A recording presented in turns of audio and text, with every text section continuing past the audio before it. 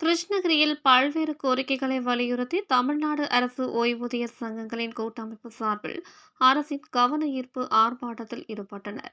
கிருஷ்ணகிரி புதிய பேருந்து நிலையம் அருகில் தமிழ்நாடு அரசு ஓய்வூதியர் சங்கங்களின் கூட்டமைப்பு சார்பில் தமிழக அரசின் கவனத்தை ஈர்க்கும் வகையில் மாபெரும் கண்டன ஆர்ப்பாட்டம் நடைபெற்றது. கூட்டமைப்பு மாவட்ட தலைவர் துரை தலைமையில் நடைபெற்ற இந்த ஆர்ப்பாட்டத்திற்கு மாவட்ட துணைத் தலைவர் சரவணபவன், மாவட்ட செயலாளர் முருகன், மாநில செயற்குழு உறுப்பினர் ஸ்ரீனிவாசலு, பொருளாளர் முனிரத்தினம் உள்ளிட்ட பலர் கலந்து கொண்டு கோரிக்கைகளை வலியுறுத்தி கோஷங்களை எழுப்பினார்கள்.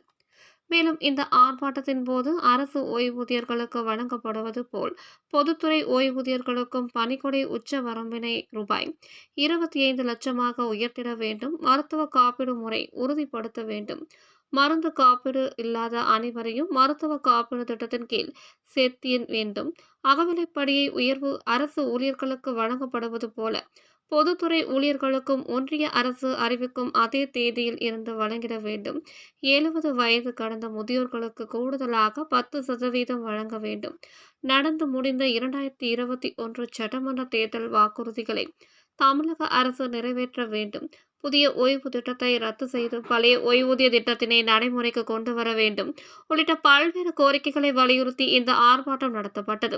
மேலும் இந்த ஆர்ப்பாட்டத்தில் தமிழ்நாடு ஓய்வூதியர்கள் சங்கங்களை சேர்ந்த ரங்கநாதன், முனியன், விஜயராஜன், நாகராஜன், கிருஷ்ணன், ரவிச்சந்திரன், ராஜாமணி, கோவிந்தசாமி, தேவராஜன், ராமசாமி, குணசேகரன், திருநாவுக்கரசு உள்ளிட்ட ஏராளமானவர் கலந்து கொண்டனர்.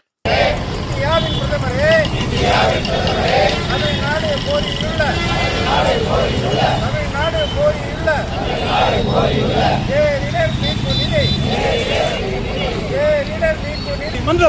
உங்கள் தேடல் நியூஸ் சேனலை லைக் பண்ணுங்க, ஷேர் பண்ணுங்க, கமெண்ட் பண்ணுங்க, ஆல் பெல் பட்டனை கிளிக் பண்ணுங்க, மறக்காம சப்ஸ்கிரைப் பண்ணுங்க.